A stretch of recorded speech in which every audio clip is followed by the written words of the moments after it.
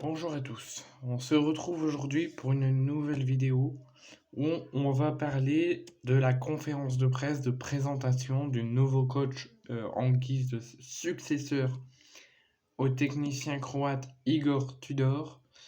Il s'agit de Marcelinho, donc c'est un ancien coach notamment de Valence et de Villarreal où il a pu notamment éliminer le Barça et le Real Madrid en Coupe du Roi, donc pour reporter la Coupe du Roi, et il a fait de même en Coupe d'Espagne. Donc c'est un bon coach, mais je ne le connais pas plus que ça. Donc j'espère qu'il fera grandir l'OM et gravir des objectifs la saison prochaine et qu'on aura des résultats et qu'on pourra voir loin avec ce coach qui, je répète, a signé pour 2 ans la saison qui va démarrer, donc la saison 2023-2024, et celle qui suit, la saison 2024-2025. Donc sauf grosse bombe où ça serait catastrophique, on finirait en Ligue 2 et on referait une saison blanche. Là, normalement, on devrait avoir Marcelinho pour 2 ans. S'il y a une catastrophe, bon, il devrait partir encore au bout d'un an. Mais il n'a pas encore montré ce qu'il valait, donc on va attendre encore un peu. Donc pour ceux qui ne le savaient pas, comme je vous le disais en début de vidéo, cet après-midi, ça devait démarrer à 14h, ça a eu 5-10 minutes de retard, donc vers 14h05, 14h10. Il y a eu donc la conférence de presse de présentation du nouveau coach Marcelinho, en compagnie de Pablo Longoria et de Javier Ribalta. Et personnellement, avant de vous dire ce qui s'est dit pendant cette conférence de presse, j'ai plus été convaincu par les propos et les paroles de Marcelinho, qui franchement, avec ses propos, je pense qu'on va faire une très belle saison.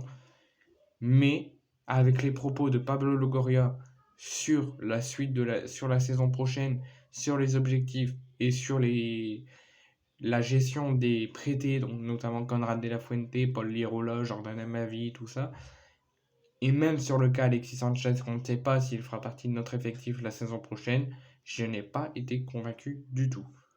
Je vous en parlerai quand je vous parlerai de Pablo Longoria après les propos de Marcelinho. Donc Pablo Longoria a un petit peu parlé de Marcelinho et un petit peu complimenté Marcelinho en disant déjà par deux propos: c'est un plaisir de partager ce moment, donc de le présenter en conférence de presse face aux journalistes et aux supporters qui les regardent de là où ils sont. On a passé beaucoup de temps avec Marcelinho à réfléchir sur la configuration de l'équipe. On a retrouvé en Marcelinho les valeurs que l'on recherchait, que ce soit sur le plan humain que footballistique. Donc là, en fait, il complimente un petit peu Marcelinho, il dit ce qu'il pense de Marcelinho et il justifie pourquoi ils l'ont choisi en successeur d'Igor Tudor. Ensuite, vers 14h15, donc Marcelinho a débuté ses propos en disant qu'il s'excusait pour son français, qui espérait bientôt pouvoir parler français complètement avec les journalistes et avec les supporters et avec tout le monde, et qui s'excuse de son français qui n'est pas encore bien correct. Mais franchement, il a commencé par des propos français, on dirait qu'il parlait déjà français depuis quelques années. Donc il a dit: j'ai beaucoup d'admiration pour le club, les supporters de l'OM et Marseille. Je tiens à remercier le président, le propriétaire pour leur confiance. Je sais que j'arrive dans le seul club français à avoir remporté la Ligue des Champions. On a de l'ambition de progresser, il faudra être compétitif sur l'ensemble des matchs. Notre proposition sera de jouer avec beaucoup d'intensité. On va essayer d'apporter notre connaissance du football afin de faire progresser les joueurs. C'est le moment de travailler et de moins parler.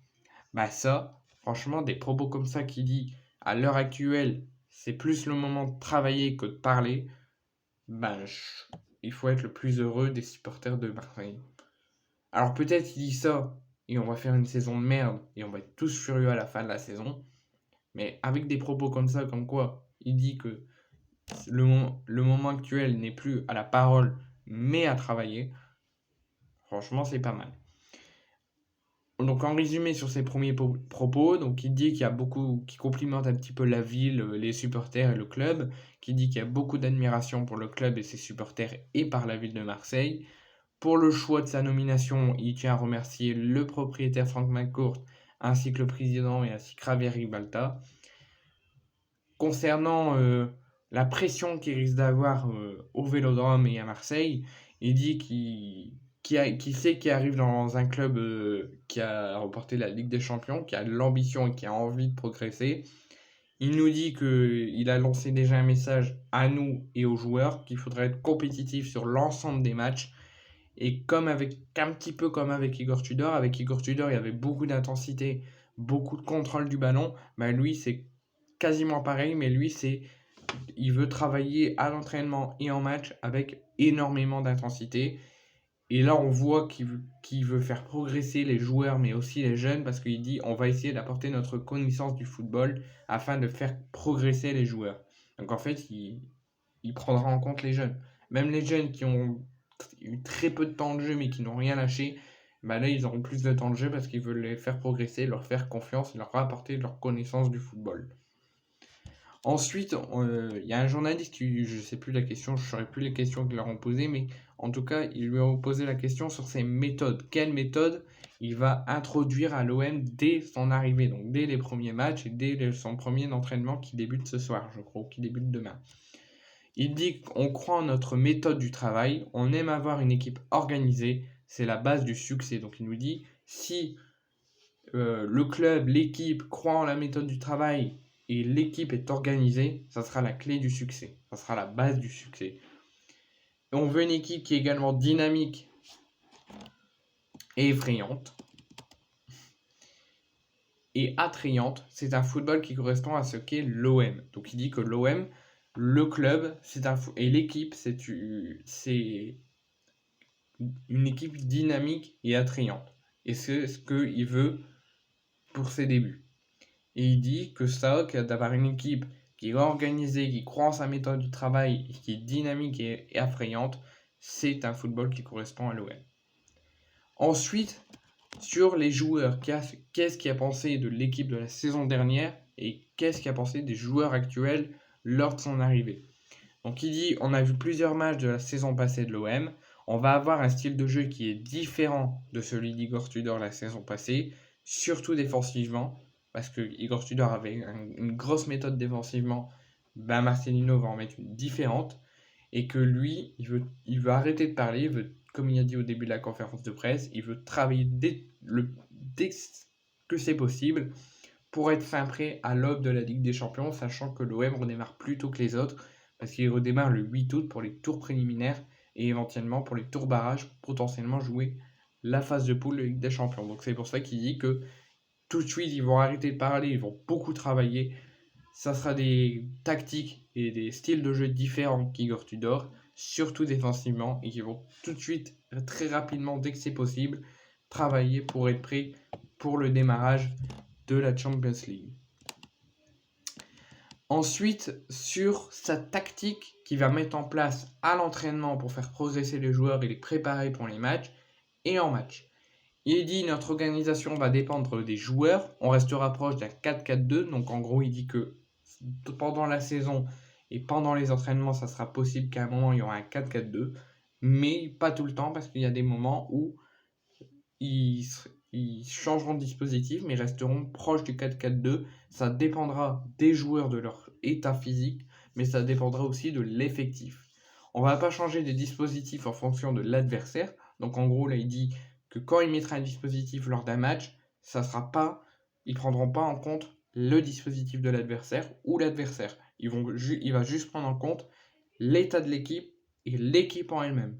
Donc la compo qu'il mettra lors d'un match et le dispositif qu'il mettra lors d'un match, ça ne sera pas pour prendre en compte l'adversaire sur comment ils se sont positionnés. Il va prendre en compte les joueurs et l'équipe en elle-même. Et pour lui, pour le groupe qui va avoir un petit peu de retard pour être quasiment tous au complet, il espère avoir un groupe au complet le plus tôt possible, mais dans le football, c'est quelque chose de courant. Ensuite, sur la Coupe de France, l'OM attend depuis très très très longtemps de la gagner, notamment après l'échec de la saison dernière contre Annecy. Il nous dit il faut marquer les temps. Notre seule mentalité est de gagner les matchs, peu importe la compétition. Donc en gros, il nous dit que ça soit la Ligue 1, il veut remporter tous les matchs. Que ça soit la Coupe de France, que ça soit l'Europa League, la Ligue des Champions, peu importe les compétitions que l'OM jouera, il veut que l'équipe gagne tous les matchs, peu importe la compétition. Il dit que le travail est la base du succès, comme tout à l'heure, mais qu'ils travailleront très dur chaque semaine pour le faire montrer au public marseillais. Rien que là, on voit que les premières paroles, c'est vraiment quelqu'un qui veut que tout ce qui s'est passé dans le passé, tout le malheur qui s'est passé dans le passé reste dans le passé et que l'OM progresse et monte au plus haut de l'Europe et monte en objectif. Franchement, c'est pour ça que je vous dis, j'étais plus convaincu par les propos de Marcelinho que ceux de Pablo Longoria. Ensuite, sur la relation qu'il a eue avec Pablo Longoria, si ça a eu un impact sur sa signature à l'OM.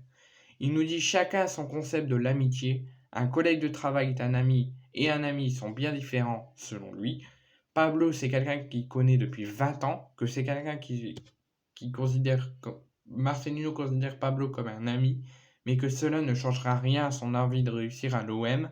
Peu importe ce que passera ici, on restera amis.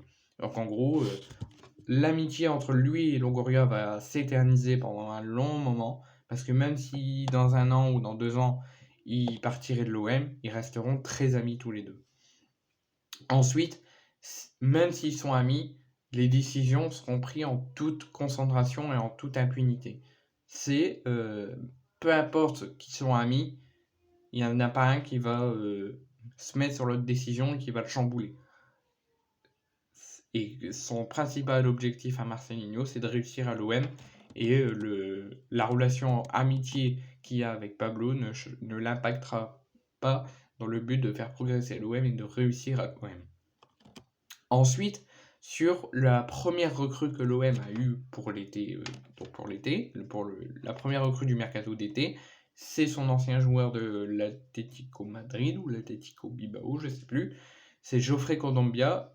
Il considère Geoffrey Kondogbia, déjà il l'appelle Kondo, et il considère Geoffrey Kondogbia comme un joueur de classe mondiale, que c'est une opération réalisée avant mon arrivée, que c'est pas une demande de ma part. Donc en gros, il l'officialise, il le dit Kondogbia sera bien à l'OM, mais que son arrivée, il ne l'a pas demandé. C'est pas lui qui a dit j'arrive mais je veux Kondogbia dans mon équipe. Non, ça a été fait par la direction de l'OM, avec la direction de l'Atlético comme un transfert de base. C'est pas Marcelinho qui a demandé à Longoria ou à la direction d'avoir Kondogbia dans l'équipe lors de sa signature. Il ne l'a pas demandé.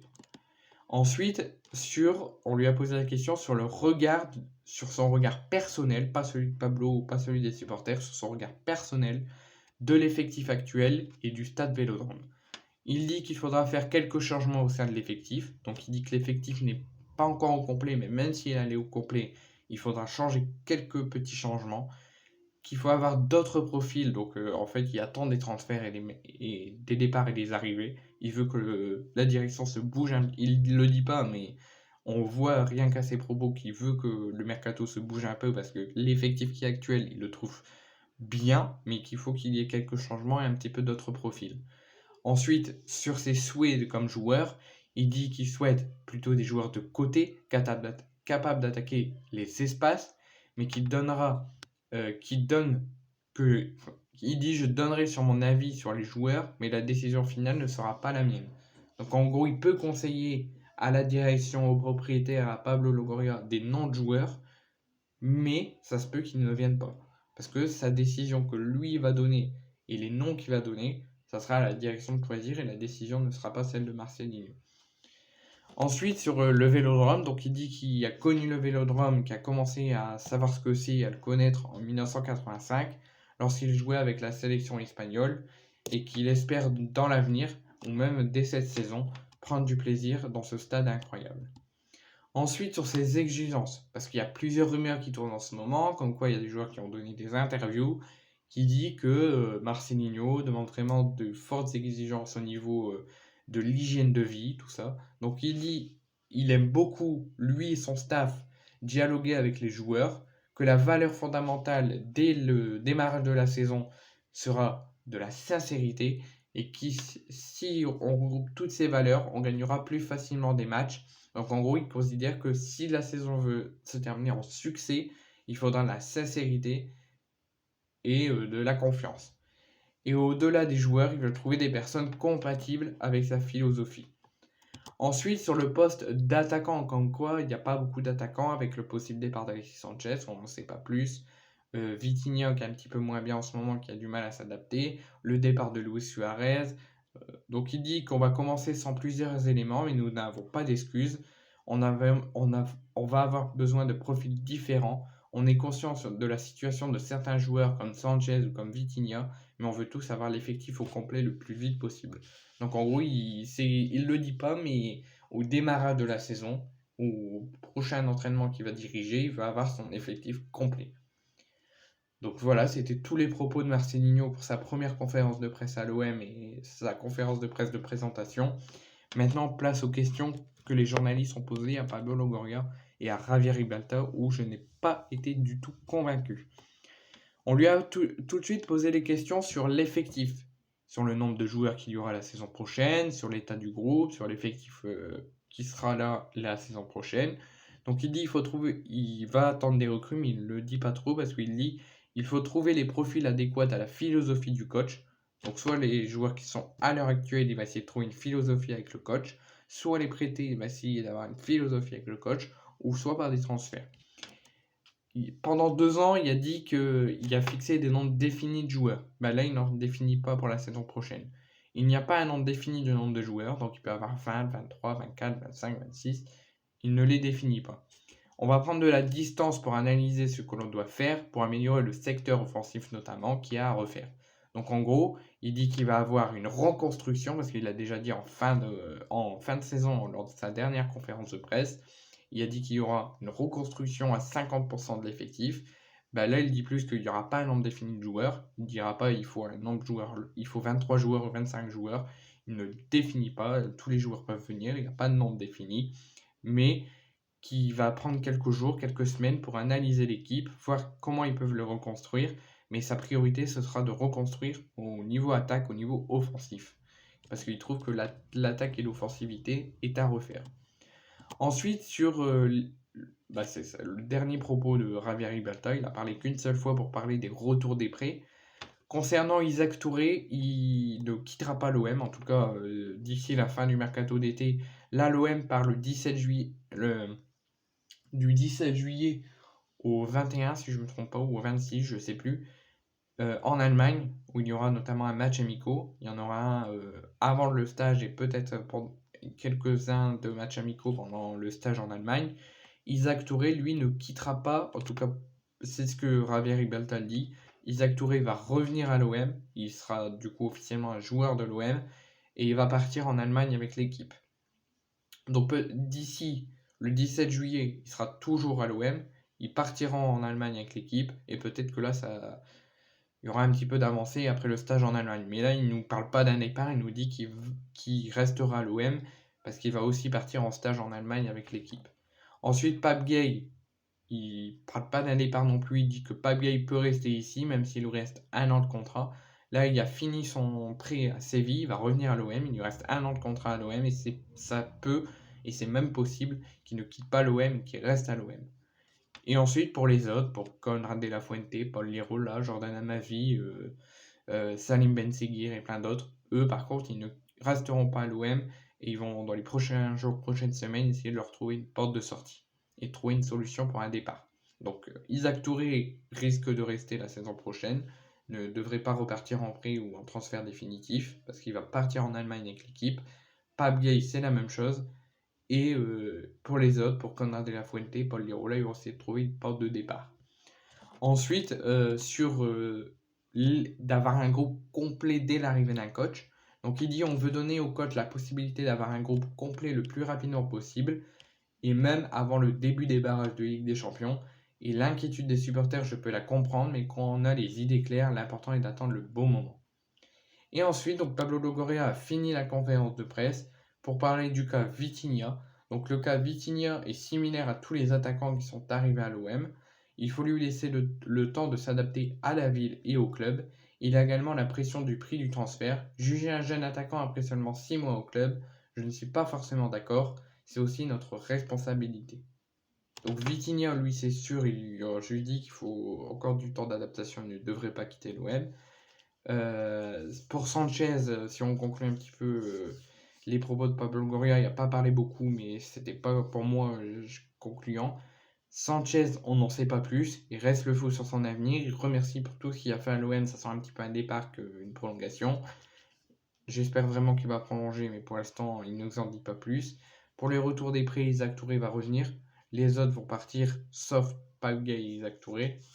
Et ensuite, je vous en dis pas plus parce que c'était pas concluant du tout. J'ai trouvé la conférence de presse pas mal pour une présentation. Les propos de Marcelinho ont été très convaincants pour moi, mais ceux de la direction, il faut vraiment qu'ils se réveillent.